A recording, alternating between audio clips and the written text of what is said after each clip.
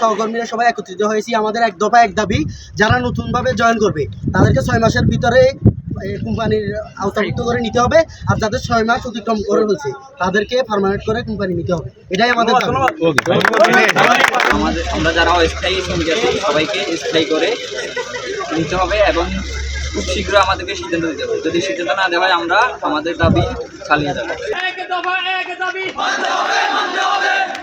আমাদের দাবি তুমি কে আমি কে, এক দফা এক দাবি। আমার সোনার বাংলা বৈষম্যের ঠাঁই নাই। আমরা এই কোম্পানিতে জন্মলগ্ন থেকে আসি, আমরা এই কোম্পানি দাঁড় করাইছি।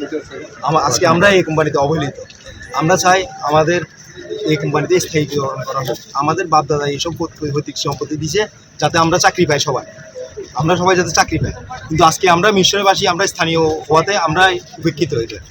আমরা চাই যে আমরা স্থায়ীভাবে এখানে আমাদের কর্মসংস্থান হোক, আমরা সবাই সুন্দরভাবে কর্ম করে চলতে পারি। আমাদের বাপদাদারা আমাদের সম্পত্তি দিয়েছে, যাতে আমাদের কর্মসংস্থান হয় সেই ব্যবস্থা আমাদের চলমান থাকে।